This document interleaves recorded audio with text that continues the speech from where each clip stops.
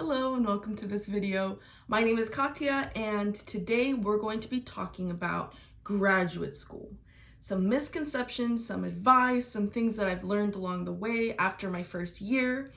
I'm actually doing a graduate school panel on Thursday, so like 3 days from now, and they gave me some questions and some prompts to talk to the new incoming graduate school class and to give them some of my tips and tricks, things that I've learned, some misconceptions I've had to overcome, some obviously things I've learned along the way. And I figured I would make a YouTube video about it since a lot of my questions that I was answering seemed like they would be good for other people to know, people who are interested in grad school, people who maybe are coming from a first generation background and have no idea what graduate school looks like, and some things that maybe could be helpful if you're looking into graduate schools or you're already starting, or some things maybe you're in your program and you're struggling. So hopefully I can answer some of those questions for you.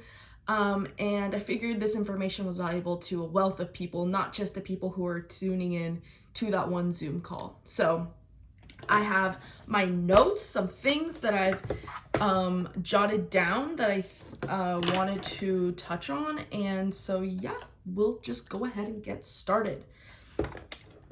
So some background really quick before I get into the big misconceptions. My name's Katya, like I said. I'm currently getting my master's in marriage and family therapy, so I'm looking to become a couples therapist as well as family therapist, but more focused on couples who are experiencing intimacy issues. So sex therapy is my niche. Working with them through, like I said, intimacy issues, issues where they have trouble connecting, issues where maybe infidelity is at play. So just how to get them more connected and talking to each other and working on their issues, because that is really at the crux of a lot of marital problems. And so yeah, that's my niche, sex therapy. And so when I first went into this program, so the biggest misconception that I had going into this program is that it's impossible basically to have to be in my program, to be in my graduate program and also get a job. I think that's a really big problem that people might experience, be like, okay, I have to go all in, focus all of my attention on my graduate school, nothing else, which financially that sounds burdensome as well. Like you're not getting paid, you're not working at the same time, but a lot of programs are actually pretty flexible. And that's actually something that I found I had a lot of time and that I wanted to fill. Obviously, I still had a lot of things going on. Like I wanted to make sure I was reading for my program, for my, classes that I was taking, and I was doing all the homework and I was going and doing those extra steps. And so, sorry, those are hair. I would say the biggest thing is that like you can find a job. There are some jobs out there that will definitely work with you as far as getting a job, or as far as having a school schedule, and also they'll work around with you. Something that I found was a graduate assistantship. I'm not sure if all universities do this, but at this university that I'm working with, there are some departments on campus that hire graduate students, and they give them a stipend, and they also waive their tuition, which was a huge bonus for me because I'm out of state, and so that would have been a huge cost to pay for school, and also have to get it to also pull out loans at the same time, so I'd have a lot of debt. So the fact that they are waiving my tuition and I only have to take out like a small amount of loans, and I also get a monthly stipend, which is a good amount, and covers a lot of my expenses, which is just amazing. There are places that because they hire graduate students on campus, those places definitely work around my schedule, especially now that I'll be seeing clients. That's really important for me because I'm gonna have to be filling in time slots all throughout my day to see clients and to get those clinical hours. So definitely check with your campus. and see if there's any on-campus jobs that are willing to, flex you, and you might find a graduate assistantship as well that will waive your tuition. Like I said, that's not at every university. I go to Valdosta State University, which is in Georgia, and they offer that, and I think that's amazing. Almost every single person in my program actually has a graduate assistantship, and they actively look for students in my program, marriage and family therapy, because we're reliable. We're like a Swiss Army knife, because we have so many different gadgets and things and skills that we have, that we hone, and that makes us excel in the world. And so they look for psychology students, they look for marriage family therapy students, and sociology students, because of all of this wealth of information, of social skills, of adaptability, of everything that you can think of that we can fill in that role. And so, like I said, almost all of us in my program have a graduate assistantship, and so that means that we are all juggling our work and our school life balance at the same time. Because also, something that I've learned along the way is that, like, if you just focus on school, you don't have anything else going on, you find yourself neglecting, your friends, you find yourself neglecting your hobbies and all these things, that because you're just solely focusing on just doing good in school. Obviously, you want to do good in school, but that can lead into a recipe for burnout, because you should be balancing all of these parts of your lives. If you're just focusing on one part, you're going to start exhibiting depression-like symptoms. You're going to get burnt out. You're not going to want to wake up in the mornings. You're going to feel like sluggish, so it's really important you have all of these different things balanced. Obviously, it's not just work and school and stuff like all of that. You have times where you're also exercising. You're going to the gym, you're getting your blood flowing, you're getting those endorphins from working out. You should also be focusing on nutritious meals. Not eating out all of the time, because that can also make you feel very sluggish and heavy. And so it's just really important that you balance every part of your life. You not just focus on one slice of the pie, and because then you will get burnt out. So yeah, I would say would be my biggest misconception that I had going into graduate school. And that was my biggest mistake, I think, going into it, just solely focusing on the school part and neglecting every other part. That was my recipe for disaster. So that's a key advice here. So the next question is, what are some steps that need to be taken, in order to be successful in graduate school? The biggest thing, if you are already in your program, the biggest thing is to read your syllabus. Your professors spend a lot of energy putting all of this information that you will need to be successful into that syllabus. If you read it very carefully, you will find things that will make it easier.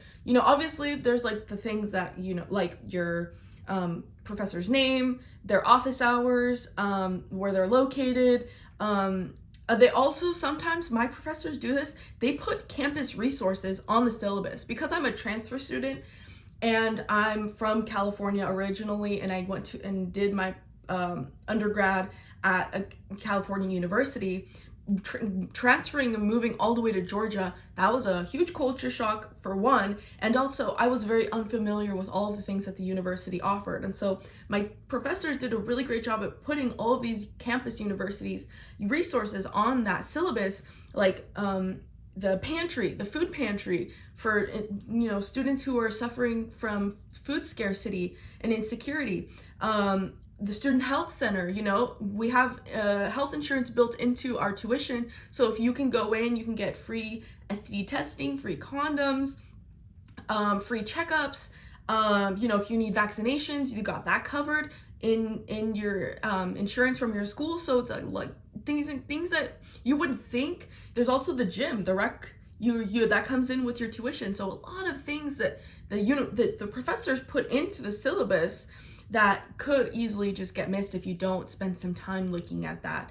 A lot of the assignments, the big assignments like the papers, the group projects, all of those things have most of the time, like all my professors have put very clear details of their expectations, how they want it.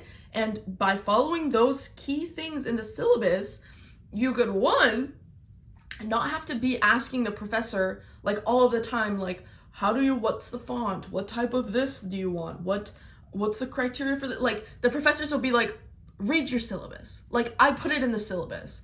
Like, a lot of the times they'll just get annoyed by that. Like, you don't want to be that student that's like always asking questions that are like clearly outlined. The professor put lots of energy to put it in the syllabus. So that's a major thing. Another step that I would say is very crucial to making sure you're successful in graduate school is to talk to your professors. Like, I think that step is hugely neglected, because there's this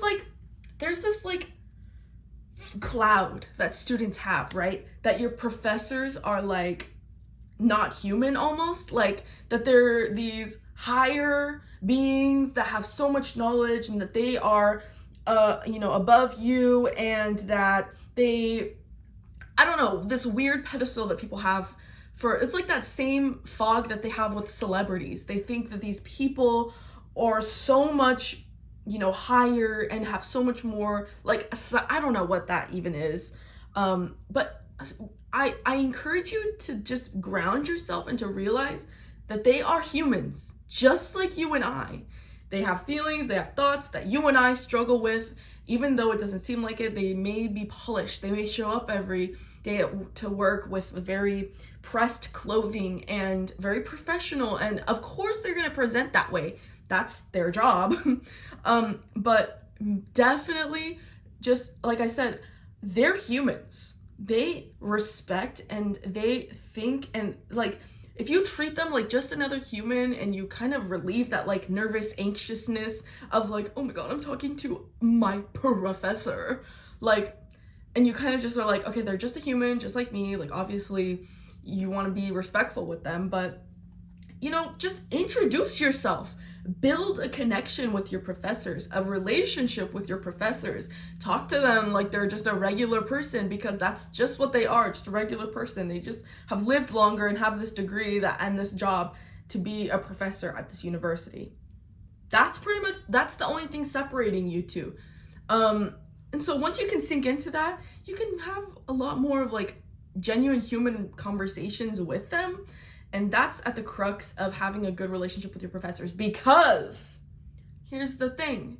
The reason you want that good connection is references. When you go out into the job field, you're going to want a strong, excellent reference. Someone that says and can vouch for the work that you have produced in the class, for someone that can see how you've conducted yourself with others and your peers. Even same thing with like a boss, you want that good relationship so they can write you an excellent and a strong recommendation. Another thing, let's just say you're behind and you need an extension on an assignment. If you just go in and you talk to your professor, hey, like, I got a lot going on this week. I had this incident come up. I got sick and I fell behind. Is there any way you can extend the due date for me for like a day, just so I can get ahead? I, have work, so I won't be able to finish it and have as high quality. Can you give me an extra day? A lot of the times, those professors are absolutely willing to work with you. If you have that good, strong connection with them, a foundation of a connection beforehand, before asking for that favor. Because like I said, if they're like a stranger to you, and you don't have that connection, they're kind of like, they only ever know is just this work that you produce, and maybe you don't have as much good, relationship with your peers, or you're not that, you don't have that social rapport with your professor, let's just say. They're less likely to be like lenient with you. And of course that sucks, you want it to be fair, but that's just the name of the game. Your professors really need that rapport first in order to like give you some sort of leniency to work with you. So as long as I said, come to them from a very human place and start establishing that relationship from day one, that is going to be your recipe for a delicious cake, the best cake you've ever had. Your professors are valuable to you because they're ultimately the ones who give you the grade at the end of the day. So okay, What is the best advice that I've received in graduates in my program, and has been basically, what's the best advice? Best advice I could give you, bestie, is to designate a place to do your work.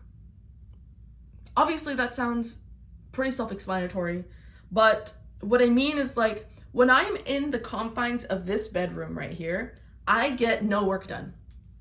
Tell me why? I've got so many distractions. I got my crochet stuff right there. I got my stuff to paint. I can stuff to make bracelets. All of my hobbies are in here. All of the things that I love to do are in here.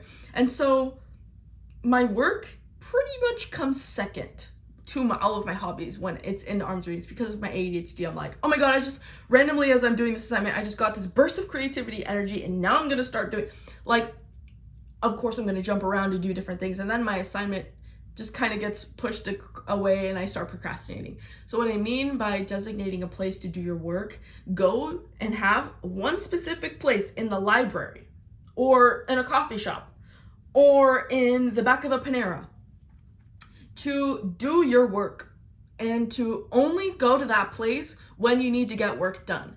And when you're at that place getting your work done, turn your phone off or put it on do not disturb, and limit all of the distractions. Don't bring your crochet stuff. Don't bring your stuff to paint. Don't bring your stuff to make bracelets.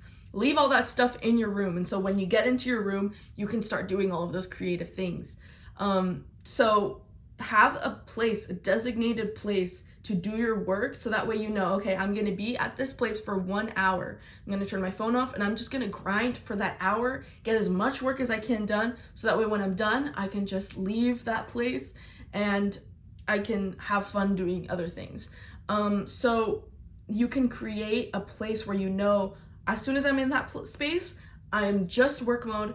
And if I notice I'm drifting off, or if I'm not being productive and I'm just kind of dilly-dallying and I want to be on my phone, that's my place to stop, take a break, go do something else, walk to another place on the library, go get a coffee, sit at another spot, like change it up, and then go back to that place and do your work. That's the best thing that I have done to make my productivity go up higher, because I will get distracted. If I'm in my room, I'm gonna get distracted.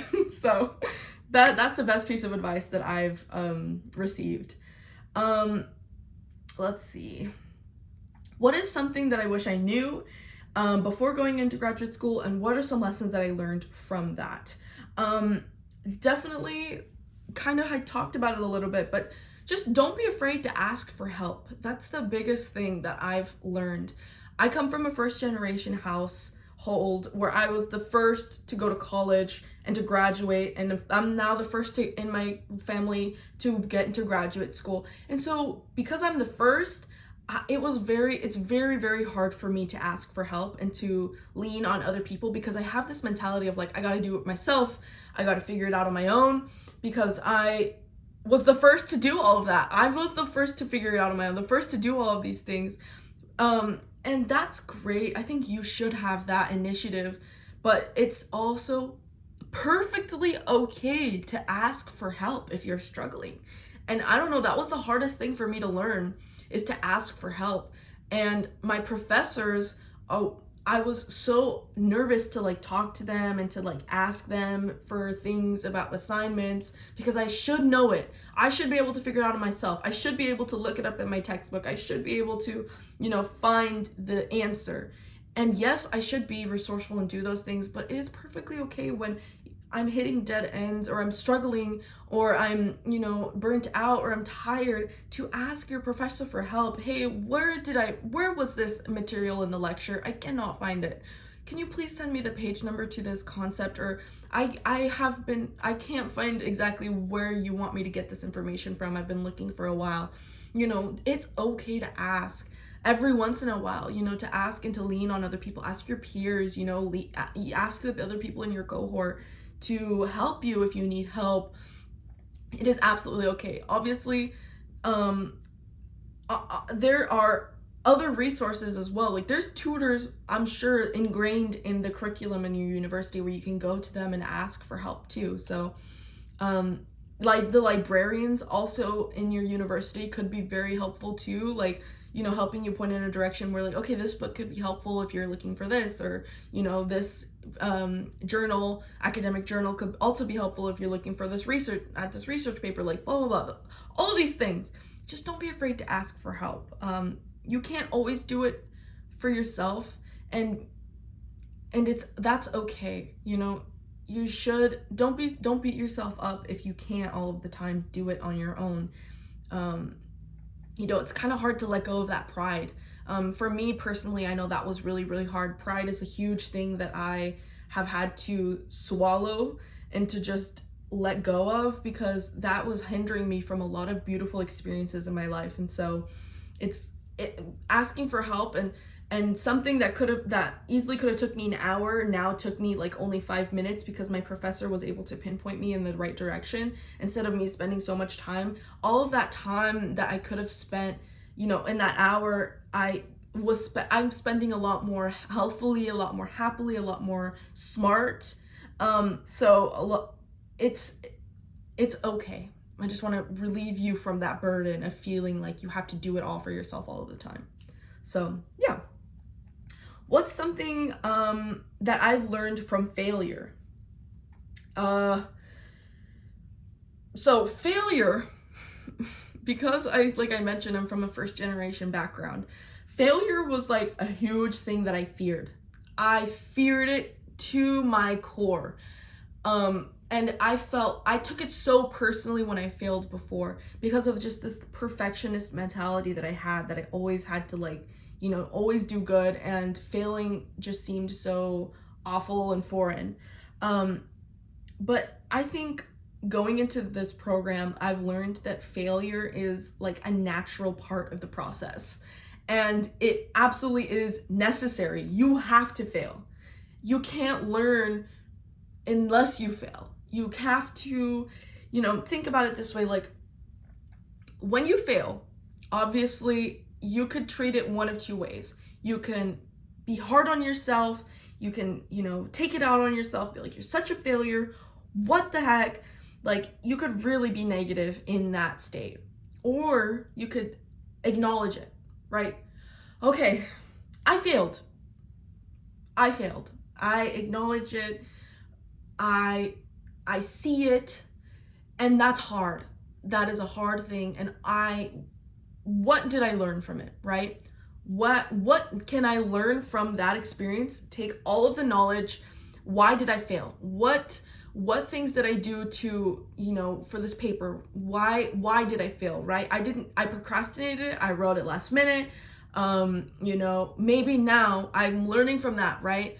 I'm not going to procrastinate. I'm not going to wait last minute to do that assignment. I'm going to take more notes. I'm going to talk to my professors. What are some things that you can learn from that failure that you can take and use in that next attempt at that problem, and that next attempt? So that way you don't make that same mistake again. You have to make mistakes. You have to fail sometimes in order to learn more effective ways to do things. Let's see, what else did I say? So yeah, acknowledge it. You have to be honest with yourself and also with others about that failure in order for you to find new methods of doing it better the next time, to use that experience to your benefit, to apply new strategies, and also I wrote here, embrace the failure, because you can learn so much from it. And you can also, I also wrote here, that failure reminds me that I'm resilient and that I'm adaptable, and it makes me better equipped to handle more challenging things in the future. Because the more that you fail, the more that you get knocked down, the more resilient you realize that you are, and the more that you can take from all of those experiences and learn from them and be more equipped to handle bigger challenges, more stressful challenges, because you're way more capable and adaptable, and you can grow so much from those experiences. So failing, to me, is not something I'm scared of anymore. I'm very much embrace it, and I look forward to it. And I ask my professors, where am I coming short? let me know where I can improve, because I want to be the best that I can be, especially in my field in marriage and family therapy, where I need to make sure I am always adapting, I'm always changing, I'm always learning, I'm always, picking up on things. I want to make sure I'm the best version of myself when I show up in that room for my clients, because I want to help them, and I want to make sure that I'm doing good to them and I'm doing good for them.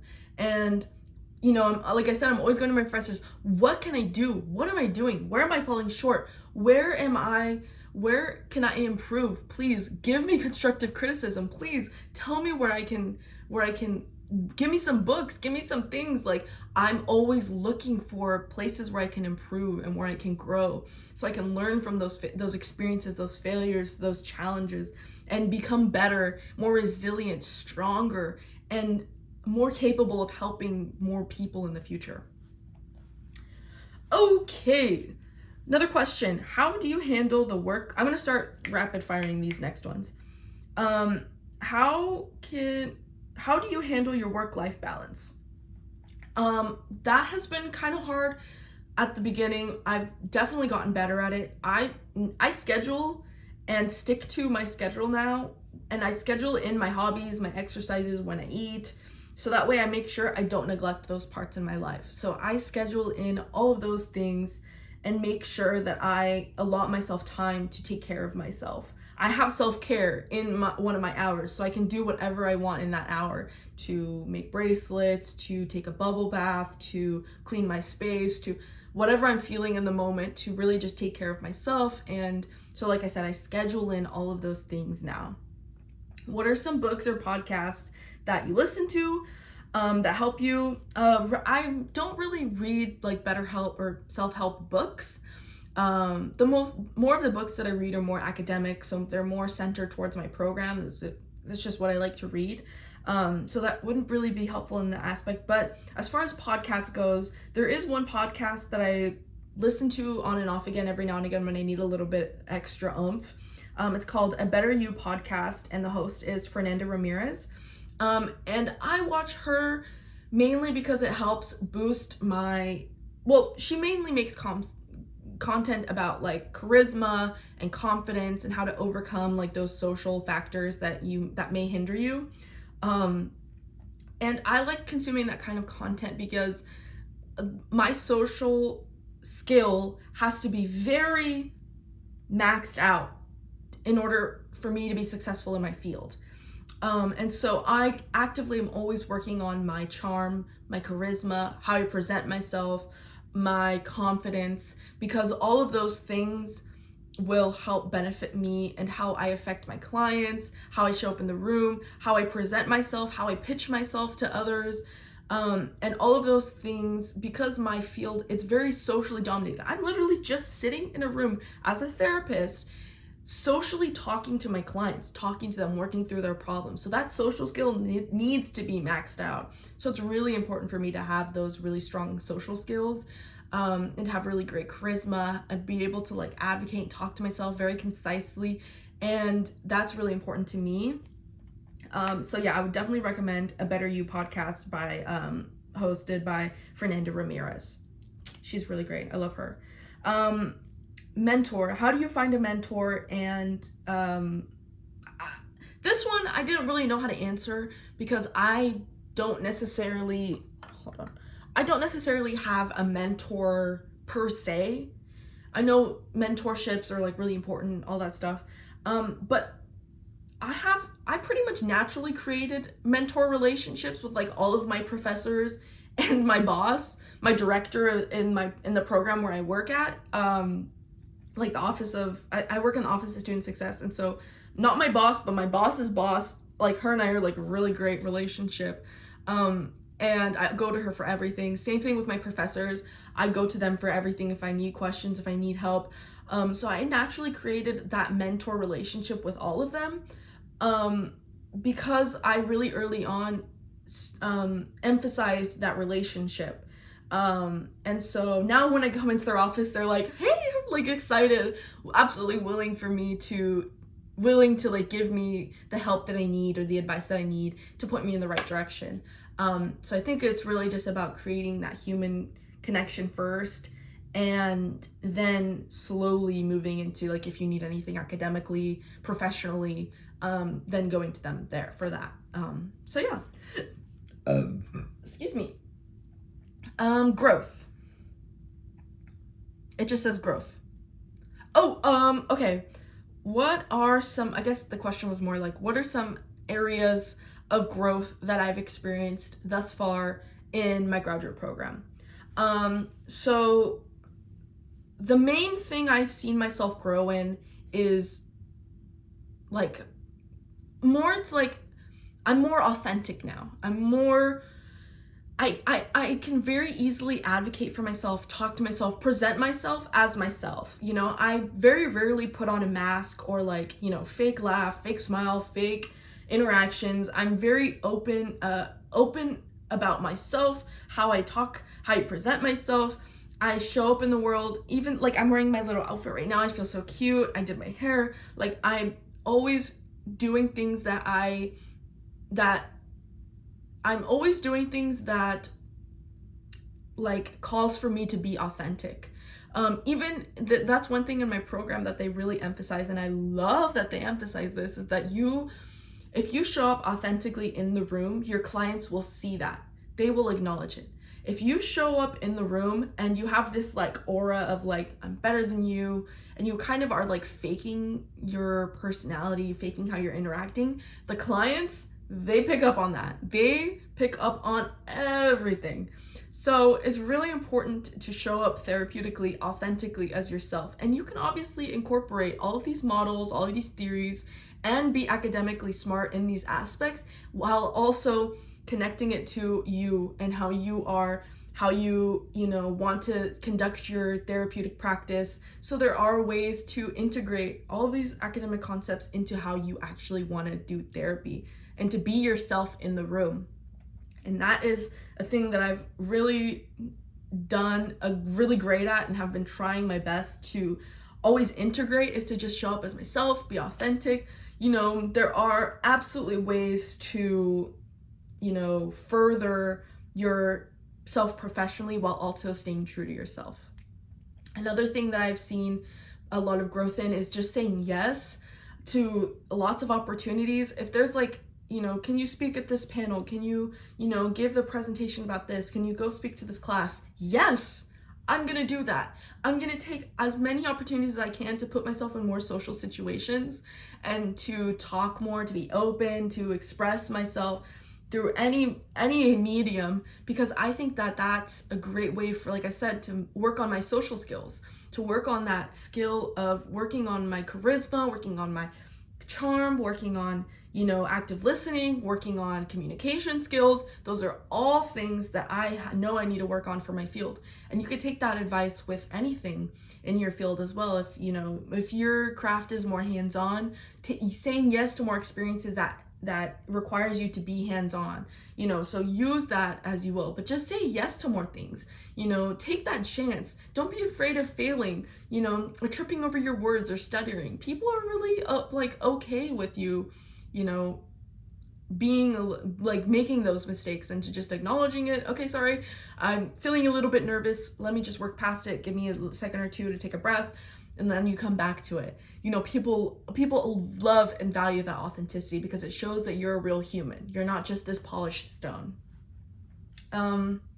So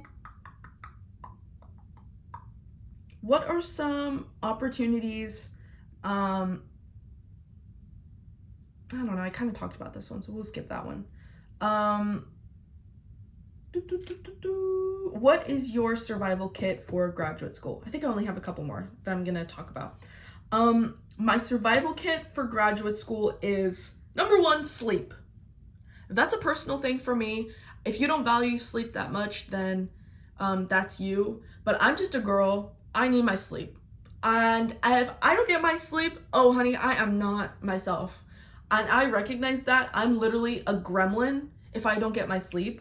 I am evil. I'm a spawn from Satan himself, herself, themself. I can't do it. So I know that I need to schedule in 8 hours of sleep minimum 8 hours minimum. If it's 9 hours, if it's 10 hours, 8 hours minimum. I can't do it.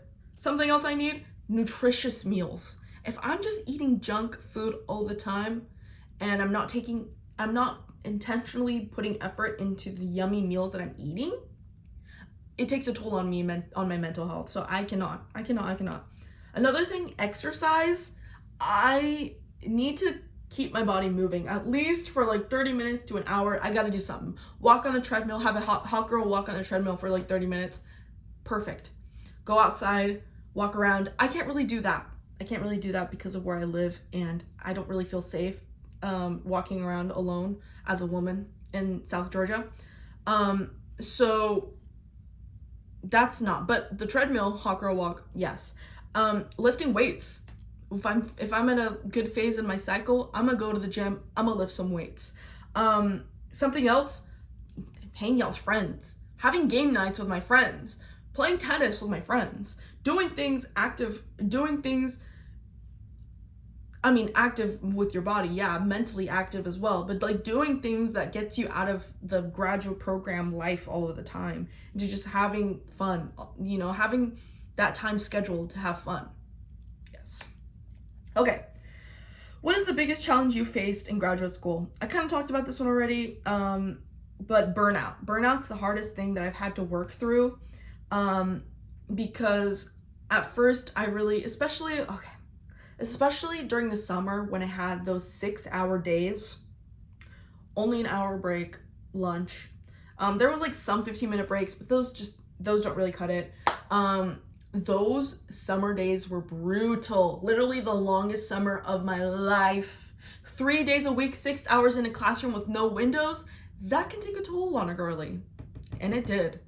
And I noticed I was exhibiting depression-like symptoms. I was not wanting to wake up in the morning. I was exhausted. I was tired. I dreaded my life. I just didn't want to show up. I wanted to like lay dormant.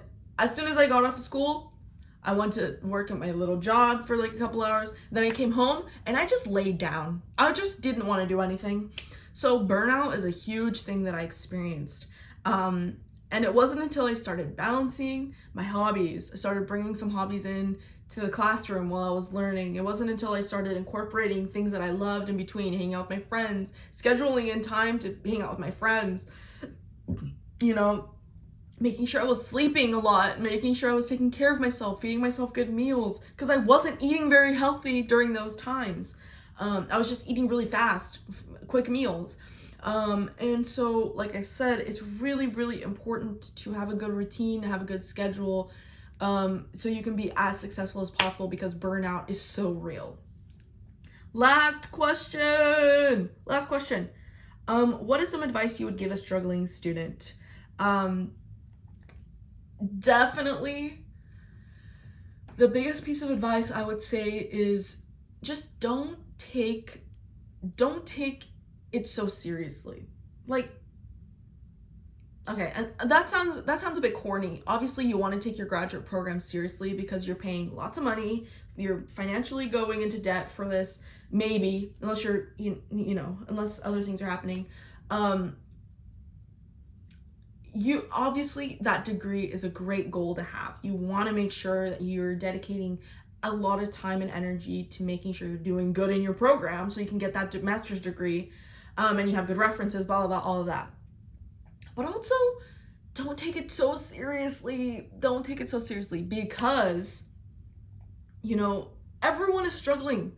Everyone is going through it too. Everyone has problems. Everyone has things that they're going through. And if you take graduate school super, super seriously, that's just a recipe for failure, and you will just get burnt out. Like I said, you really want to make sure you're balancing every part of your life. You really want to make sure that you're acknowledging your feelings, things that are coming up. If you're exhausted, that you're acknowledging that. If you're feeling insecure, you're acknowledging that. If you're struggling with, other things going on, you have eating disorder, you're struggling with that because of the strict school schedule, all of these things, you want to make sure that you're not taking things too seriously.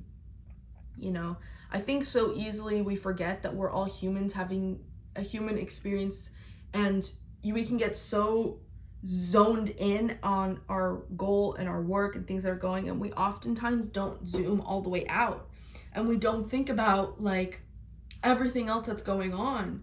And we can get so caught up in our own little lives and our own things that are going on that we forget about all of these bigger problems, all these bigger things, all of these bigger like more abstract concepts.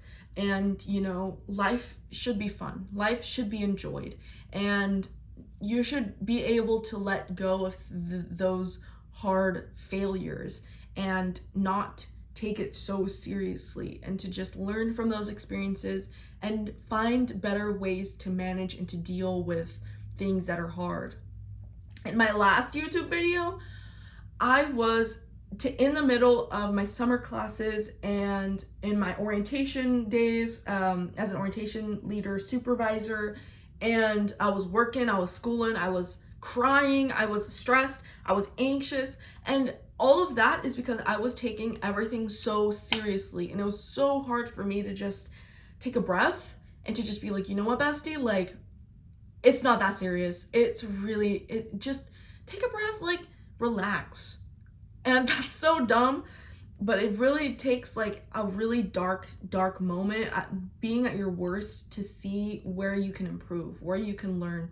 And I think it's really important to recognize that as well, to just be okay with crying. I think the more that I cried, the more that I let out that feeling, the longer that YouTube video was, the more therapeutic it was for me to just kind of, okay, it is what it is. I acknowledge all of these feelings. It's all true. It's all valid. Where can I improve now? Where can I go now from this point? It's the worst it's ever been, but where can I go to make sure that I'm absolutely being the best that I can be, and to show up as my true authentic self, and to keep pushing and persisting. And with all of that, that is the end of this video. So thank you so much for tuning in and for listening as long as you did. If you lasted this far, please consider subscribing, giving this video a thumbs up, sharing it to a friend, someone who might be in the boat of graduate school and needs some advice possibly.